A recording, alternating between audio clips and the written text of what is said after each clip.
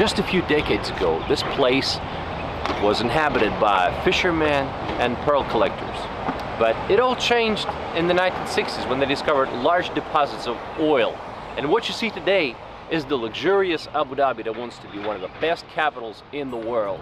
So let's take a look at this wonderful city. Hey guys, in this video we're going to talk about Abu Dhabi. The United Arab Emirates consists of 7 separate emirates, the largest of them being Abu Dhabi, which occupies 87% of the entire territory. It owns 95% of the country's oil production and accounts for about 2/3 of the roughly $400 billion UAE economy. Abu Dhabi is the capital of the UAE. The core of the city is a wedge-shaped island connected to the mainland by the bridges. The wide end of the wedge forms the city center, with the Corniche promenade running along the coast. The city features modern skyscrapers and opulent shopping malls, large gardens, parks, and green boulevards, all lining the city streets. How is it possible to keep the city so green, especially in the desert? Right, you need a lot of water.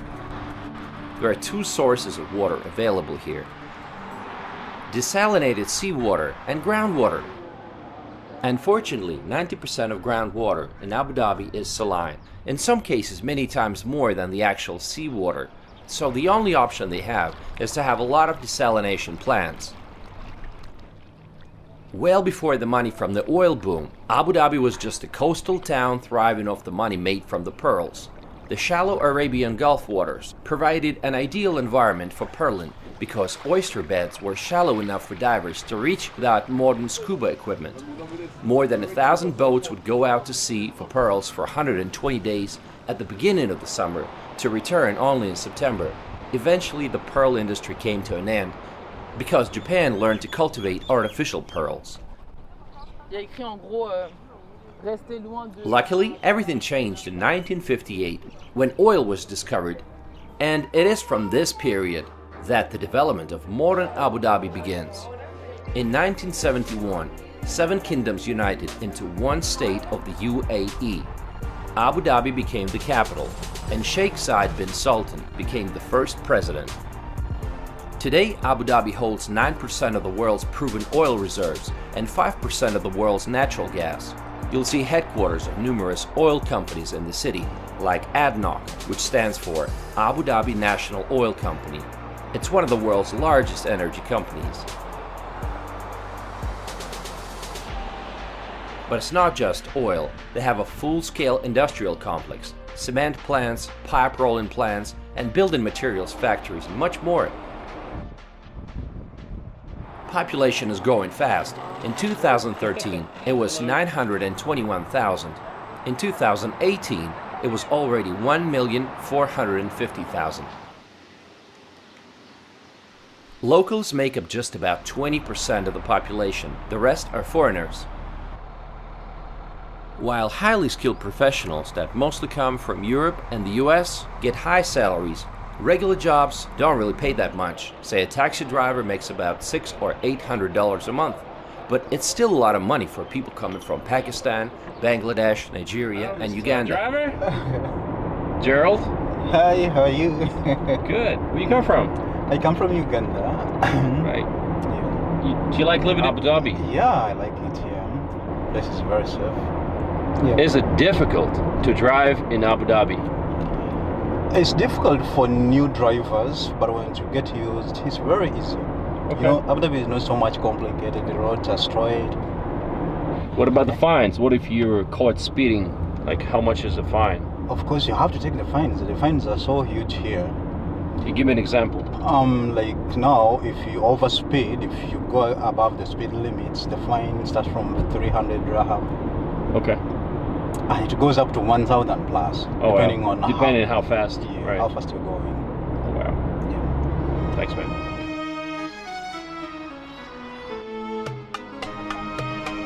UAE nationals receive a lot of perks from the government. For example, the newlyweds will normally receive a land lot for building a house and at least $20,000 as a gift.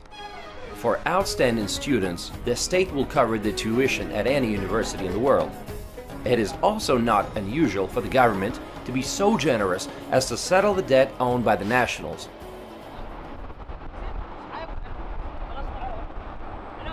Hello. The country is now implementing the Abu Dhabi 2030 Economic Vision Plan. Part of that plan is to grow local professionals that would be able to compete with the expats for high-ranking positions. The goal is to replace 75% of managers and engineers with UAE nationals by 2030, so they know that education is paramount. There's a number of international schools, including government-sponsored, New York University, Masdar Institute of Science and Technology, and others. Abu Dhabi has a hot desert climate and it never rains, well, almost. In the summer, between May and September, it's hot and humid and feels like a sauna, with temperatures on many days over 40 degrees Celsius, that is 104 Fahrenheit. Now, it doesn't come as a surprise that it gets really hot during the summer in this country. So how can you get away from the heat? Well, you can use a bus stop which is air conditioned. How convenient! I feel so much better now. The best time to visit the city is in the so-called winter season, from November till March. Now let's take a look at different parts of the city. The best place to start is the Abu Dhabi Corniche, which is a promenade that stretches for 8 kilometers along the waterfront, and it's home to many hotels and malls, making it a desirable place to live.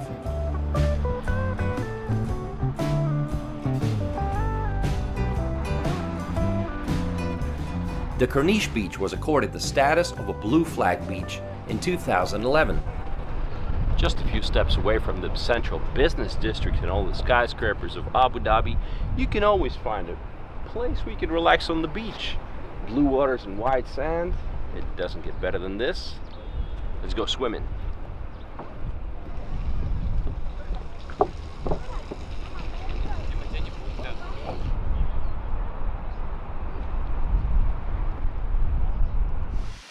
Walking along the promenade, you'll see the Emirates Palace Hotel, one of the most luxurious hotels in the world. You can go inside, even if you're not a guest, and admire the luxury of the interior. One of the most iconic features of the hotel is the dome in its atrium, the most impressive part of which is the 22-karat gold leaf that covers the inside of it. Known as the third most expensive hotel in the world to build, the Emirates Palace cost $3 billion to construct. That's almost twice as expensive as Burj Khalifa in Dubai. It will cost you around $400 a night if you want to stay at this luxurious, record-breaking hotel.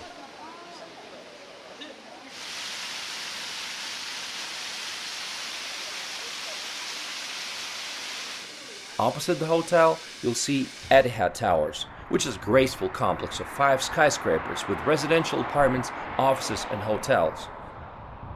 Did you know that the Etihad Towers and the Emirates Palace Hotel were used as filming locations for the movie Furious 7, in which cars rushed through the building and smashed through the windows of the towers? At the end of the Corniche Road, you'll see the Presidential Palace. It's set on 150 hectares, and it includes a palace and many gardens. It probably doesn't come as a surprise that you're going to see a lot of nice cars in the city streets.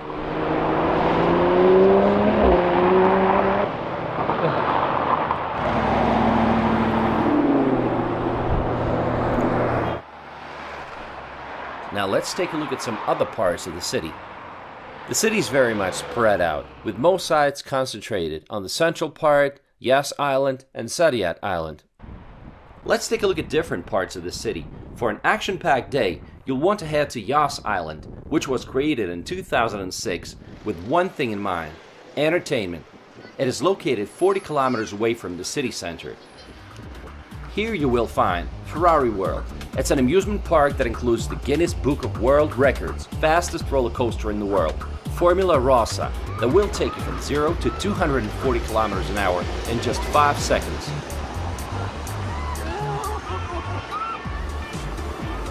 There's also Yas Marina Circuit, which is a Formula 1 racetrack, Yas Waterworld Water Park, Warner Brothers World Theme Park, SeaWorld Abu Dhabi, which is due to open in 2022, and it will be the first SeaWorld outside of the United States. UAE roads are some of the best in the world. No wonder. UAE had been #1 when it came to quality of roads in the world for a number of years. The speed limit on freeways is 140 kilometers an hour, but honestly it doesn't really feel that fast because the road surface is great. Although Abu Dhabi's in the desert, the city is making great efforts to preserve its natural resources, such as mangroves and turtle nesting spots. Let's take a look at yet another island, Saadiyat Island, which is less than a kilometer off the shore of Abu Dhabi city center. I know you've heard of Louvre in Paris, but here you'll find the Louvre Abu Dhabi, which is an art and civilization museum. I'm standing next to Louvre, but I'm not in Paris, France. I'm in Abu Dhabi. Look at the dome. It's made in the form of an artificial web so that the sunlight can get in.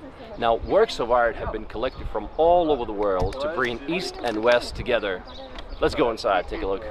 It wasn't cheap. The cost of the construction was about 600 million euros. On top of that, 525 million was paid to be associated with the Louvre name.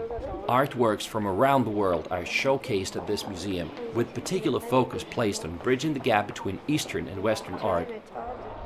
Soon, the Louvre Abu Dhabi will have the most expensive painting in auction history, Leonardo da Vinci's painting, Salvatore Mundi. It was auctioned for 450 million by Charlie's in November 2017. The mystery buyer turned out to be a Saudi prince who had no history as a major arts collector. He later presented it to the Department of Culture and Tourism of Abu Dhabi. The museum did not disclose whether it expected to receive the painting as a gift, a loan, or a rental.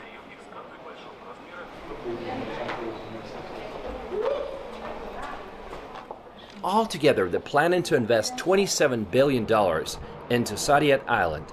Some highly anticipated museums are on the way: Guggenheim Museum and Zayed National Museum. Besides the cultural district, this island will have villas and high-end apartment blocks, and it will be home to about 160,000 residents.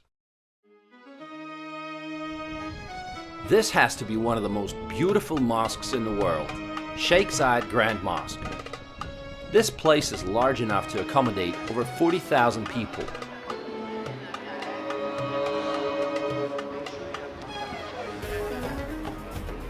It is surrounded by pools that emphasize its beauty. There are 4 minarets on the 4 corners of the courtyard, which rise about 107 meters in height.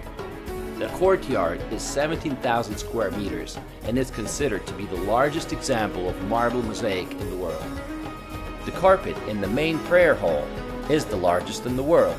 It measures 5,600 square meters, and its weight is 35 tons. It's handmade by 1,200 women. It looks like a 2 years to do. Everything is handmade, not with hand machine, not have everything. And we have the biggest chandelier in the world.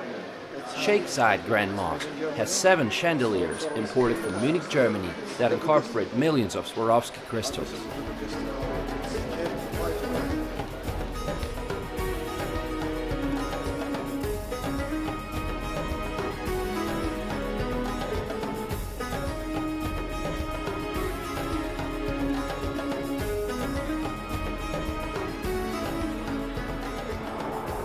Sheikh Zayed bin Sultan was the first president of the United Arab Emirates, and his contribution to the development of the country cannot be overestimated. And there is a memorial to him on Corniche Road called the Founders Memorial. One of the busiest and the most crowded places in the city is the Al Mina Fish Market, which is located in Mina Zayed Port, and that's one of the largest ports in the Arabian Gulf that can accept up to 5 cruise ships at a time. Here you can choose some of the freshest fish and then have it cooked for you at the nearest restaurant.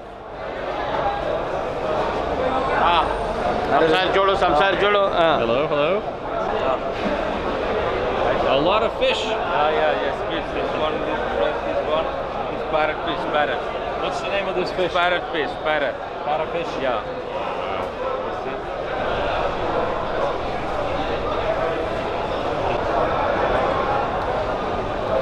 Is it a lobster? Oh, lobster. Okay. Shrimp. A shrimp. Wow. How you doing? Taza. Very good.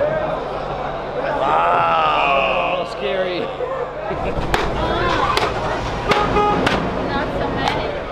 Hello. Oh, hello. Maybe like. Start looking. Thanks, sir.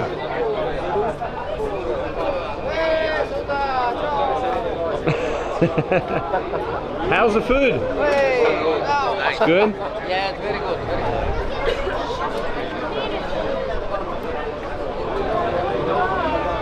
Across the bridge you'll find Marina City District, with Marina Mall, one of the largest malls in the city, Marina Eye, which is a waterfront Ferris wheel, an iconic hotel which resembles Atlantis Hotel in Dubai called Fairmont Marina Abu Dhabi. It was due to open in 2016. 4 years later, it's still not open. You can also visit Abu Dhabi International Marine Sports Club that hosts local and international sports events.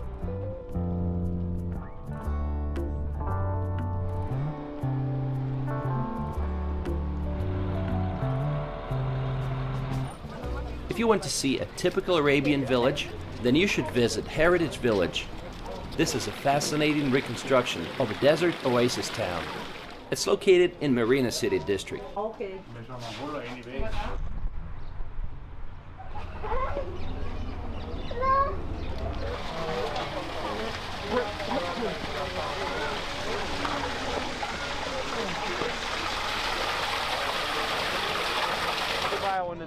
Many people wonder, what's going to happen to Abu Dhabi when the oil deposits run out? Here's what Khaldoon Al-Mubarak, one of the major developers of Abu Dhabi, has to say about this. Quote, you look at Dubai as an example. Dubai has done a phenomenal job of transforming itself from 40 years ago, highly dependent on oil, to today, pretty much a negligible, I would say, dependence on oil. So that worked. In Abu Dhabi, we've gone from 90% maybe dependence on oil to our GDP to now less than 35%. So it's been a successful strategy, and I think we should continue going down that route. End quote.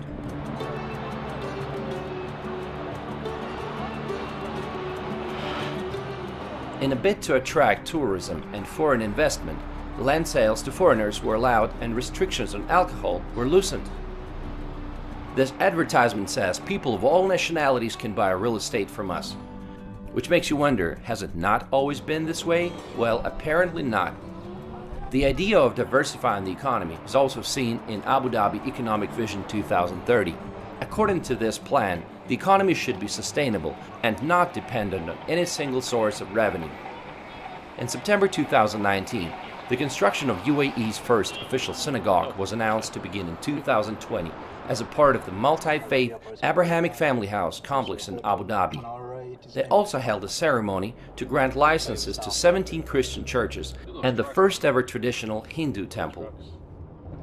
They're planning a metro line which will be 130 kilometers long, and it should be opened by the end of 2020. What are some cool things to do in the city? Well, you can do some shopping for perfumes. The UAE is famous for its perfumes. This is natural Arabic. It's not like you guys married. Not yet, almost. She said yes and yes. Hello, hi, welcome to our shop. You can have a look, take a walk. Or you can shop for some carpets. They love the carpets. There's even a carpet market.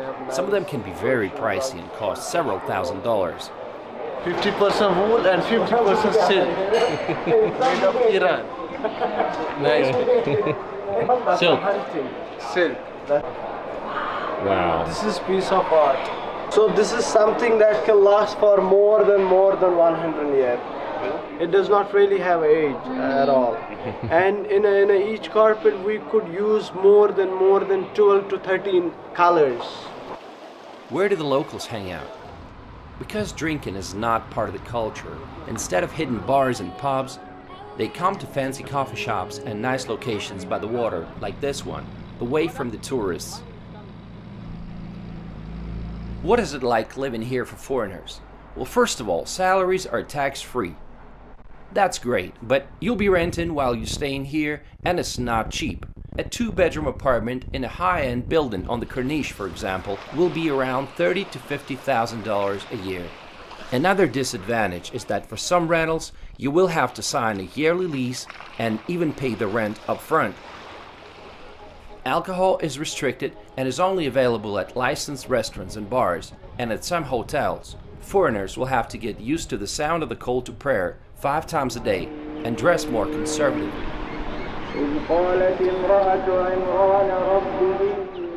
When it comes to nightlife, Abu Dhabi cannot compete with Dubai, but that's not a problem. In fact, Dubai is just 130 kilometers away, and that's about a 90-minute drive, so people go back and forth frequently. I really enjoyed my stay in Abu Dhabi, a modern-day Arabian miracle. Thanks for watching, guys, and let me know what you think in the comments.